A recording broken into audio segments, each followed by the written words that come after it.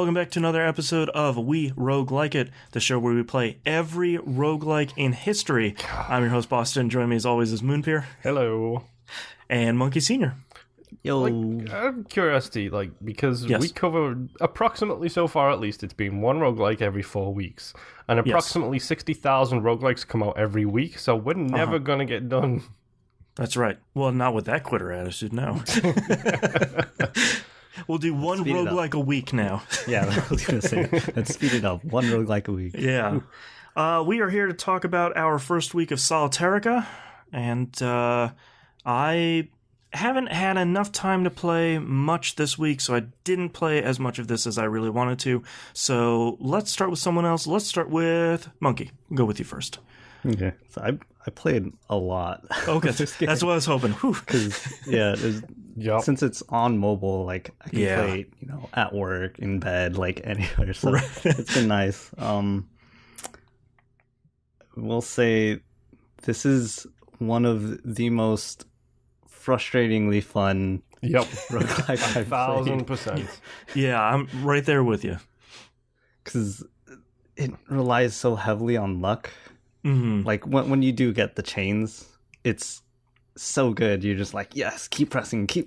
Yeah. But then when you don't get a card you need for a few rounds in a row, it's just like, oh my god, just give me one. Yeah, on your fifth pull, you're like, please anything. Yeah, and it's also one of those things as well where when you see the chain developing and you've got half of the numbers going up and half of the numbers going down from the same thing. You're like, I can chain up, then down, and it's going to be great. And then you've got that one card left, and you need it's a 10 and you need a jack or a 9. And then the stupid person you're against has got one of the spells that adds cards to the back of the deck, and you're just like, I hate you so much. You just added 3 more cards. Why? So much. That's been my least favorite spell, especially if you're continuing to pull off of your deck where you're continually flipping over and they're just like, here's 2 more, here's 4 more cards, here's another one. It's like, please something, please. But yeah, I had one of my last runs yesterday was super frustrating for me though, because I was playing as the paladin, and with their spells, you get a lot of willpower, and then the willpower mana is very much the healing type of mana. So you recover a lot of health, and then this fight I went into against the scorpion, I had 15 health. And he puts poison on one of the cards, and then Poison's the worst. hits you one every time you draw a card. Yep. So I was at full health. There was two poisons on the field. I needed to draw, so I drew a card. It was a 7, and there was nothing on the board that I could use with that 7. I was like, okay, whatever. He puts another poison down, so there's 3 poison. Oh no. Jeez. I draw another card. It's another 7. And I was like, okay, cool. He puts down another poison. Now there's 4 poison on the field. I'm at I don't know, 8 or 9 health or something like that. And I need to draw another or a card that I can use, because I can't survive 2 pulls in a row. So I pull another card. It's another 7. I'm just like, okay, you know what? I'm done with this. Force quit. I'm out. Oh, yeah, that's the worst one. I hate Enraged as well.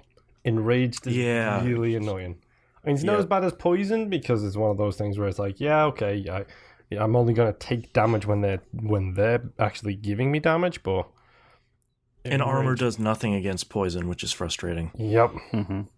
It really, really annoyed me. So far, I've only really been playing with the Knight, which is the start-off deck, I believe.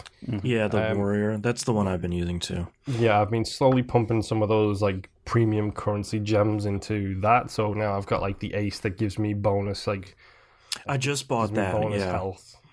That's a cool system, because I was a little frustrated I sort of forgot we were playing a roguelike for my first You run. thought we were just... Hold on, did you think we were playing Solitairica Golf or whatever that game was? Yeah, it's like Fairway Solitaire, like Tri-Peaks, where I'm like, oh yeah, I'm just gonna play this. Just I'm play matching some the Solitaire. yeah, up and down, no big deal. And I died, and I like lose all my items and my spells. I was like, right, roguelike.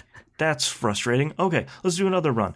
But I like that the permanent upgrades you have are upgrades to just any card in your deck of that. It's like the warriors are like ace, queen, and king, I think it is. I think it's ace, queen, and jack, but yes. Okay. But I like that everything in the shop feels pretty fairly priced, so you can kind of start building your character nearly immediately, and then you have those larger long-term goals that you're working towards. Both of those building a character feels pretty good, and in the way that I felt like building a character in Void Bastards felt, where it's like, yeah, I have a pretty good character, and death doesn't really mean a ton in this. Like, you could just go back to the beginning, but boy, losing that really well-built character just stings every time. Yeah. My wife actually asked me if she should play that, Void Bastards, and I immediately told her, no, never, don't play that. Yeah, it's so good, but it's like... not because I don't like it. I actually really do like it as a game. My wife is not a fan of roguelikes. Right. And that one's not going to convert you. Her least favorite thing is the feeling of lost progression. Well... So it's like, don't play roguelikes. Yeah. If you see me playing a game and it looks cute and it looks interesting to you, ask me if it's where we roguelike it, and if it is, don't play it. If you're listening to this show and you like roguelikes, absolutely play Void Bastards. Jess, if you're listening, well, probably not. Just don't play it. Yes. Yeah.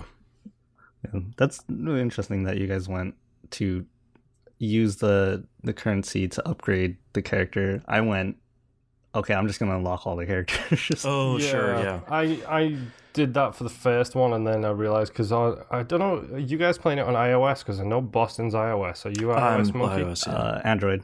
Okay, do you have the same thing as I do, where you need to unlock the game, so you need to actually pay for it? Yeah. Or, okay. Yeah. So yeah, it's like $3 or something to buy the game, and then I can start using the other decks. But that's what my next thing is that I wanted to do one dump into the character to see if it makes a difference. Spoiler alert, it does.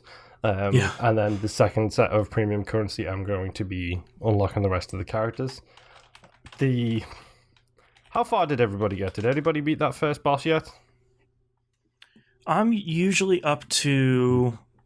I'm on a run right now that's on like stage 10 of 18 on the warrior. So I'm a little over halfway. I got up to the one right before him.